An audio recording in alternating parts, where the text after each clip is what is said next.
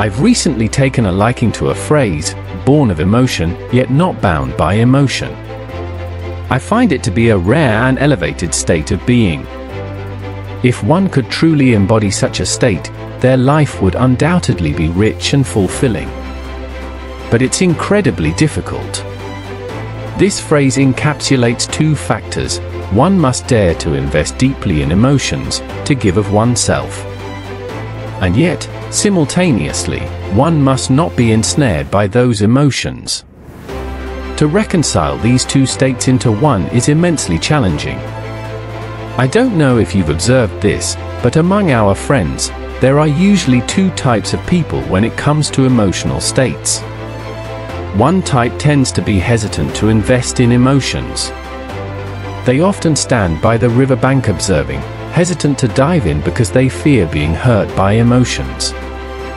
So, they observe from the sidelines, which makes them appear calm, rational, and profound. However, because they never dive in, they never experience the full immersion and nourishment that emotions can provide. This represents one type of person. The other type of person is the one who plunges headlong into the river without looking back. They can feel the temperature of the water, they can frolic in it, but often they end up hurt by emotions. They get hurt by the small stones in the river, they get knocked around by the hidden reefs. And they often find themselves thinking, I've been so passionate, but the other person hasn't responded in kind, which leads to obsession and pain. It's quite interesting how these two types of people often find themselves drawn to each other. They see in the other person the qualities they desire, but can't seem to embody themselves. However, when these two types of people come together, it's often a painful experience. One party may resent the other, saying, "Your passion burns me," while the other may resent them back, saying, "My passion is neglected by you." Indeed, both of these groups are actually bound by emotion, they're trapped. One is stuck inside the circle and can't break free, while the other is too afraid to step into the circle at all. So, to be deeply entrenched in emotion yet not ensnared by it. It's truly a formidable challenge. Is it possible to achieve this? I've been reading Zhuangzi recently, and I feel that by connecting several of his stories, we might glean some insight. In one tale from the Zhuangzi, Wheezy asked Zhuangzi, "Is it true that humans are devoid of emotion?" Zhuangzi replied, "Yes." Wheezy then queried, "But if humans lack emotion, how can they still be considered human?" To which Zhuangzi responded, "That emotion you speak of and that emotion I speak of are not the same. When I speak of being devoid of emotion, I don't mean devoid of feeling, but rather not allowing emotions to harm one's innate nature." What does it mean to harm one's innate nature? In the chapter of the great and venerable Master Zhuangzi, there's a story we're all very familiar with called Ju Yu Yi Mo. It goes, rather than moisten each other with spit, it's better to forget each other in the river. When the spring dries up, the fish are trapped on land. They hope to stay together, so they struggle to spit bubbles to moisten each other. But as we know, doing so obviously means dragging themselves and each other to death. That's harming one's innate nature. It's better to return to the river and go your separate ways. So, when we talk about not being ensnared by deep emotions, a crucial point is to establish a bottom line, not to harm our innate nature. So, when we talk about not being ensnared by deep emotions, a crucial point is to establish a bottom line, not to harm our innate nature. We've been discussing having an independent personality, and when we talk about that, many people mention a word, stability, in their core. When I observe those around me with stable cores, they usually exhibit certain traits. It seems like they're not too concerned about others' opinions of them, they have strong control over their own lives. For instance, they can manage their careers and their personal lives well. They can dedicate more time and energy to taking care of themselves.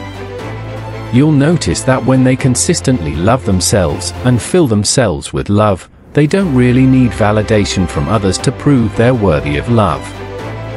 That's what it means to have a stable core. Moreover, I won't hurt my own nature by constantly demanding love from you, lowering my bottom line.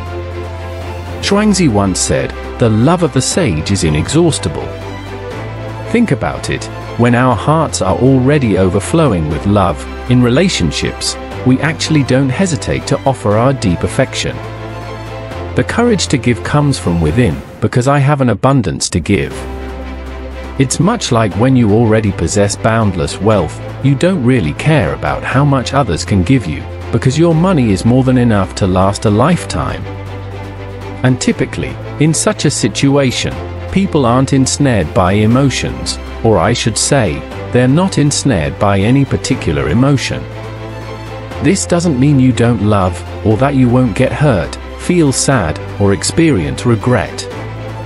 What it means is that you're not afraid. You're not afraid of getting hurt, feeling sad, or experiencing regret, because you can always come back to recharge yourself. So, whether it's Taoism or Buddhism, they're not advocating for us to be devoid of emotion or to sever all emotional ties. They hope that we can become independent of external sources of love or, in other words, not let the fluctuating and impermanent nature of external love lead us to constant worry and anxiety. To achieve all of this, the key is to love oneself. Though self-love has been discussed extensively, it remains an eternal theme. But think about it, when our hearts are continuously filled with this self-derived love, as we mentioned earlier about those two types of people, only then can they truly embody being born of emotion yet not bound by emotion. When we have love within us, the rational person standing by the riverbank dares to dive in because they have love. They dare to give because they have love. As for the person in the river, having found love within themselves, they no longer worry about how much love others give them, they shine on their own. And those who crave that light naturally gravitate towards them. It's in that moment that these two types of people truly fulfill their purpose. Indeed, achieving the state of being born of emotion yet not bound by emotion is truly challenging. Many people ask me if I can do it myself since I speak about it. I'm sorry, I'm not perfect either, and I struggle with it too. So, I feel that in the process of learning and growing, once we come across such a profound saying, we can hang it up as a theme to strive for throughout our lives. What are we afraid of?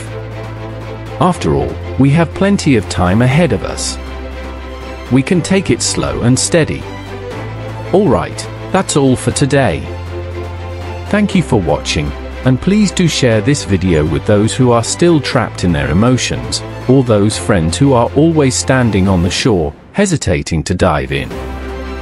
Hopefully, it can provide them with some inspiration and assistance. Thanks again for watching, and we'll see you in the next episode.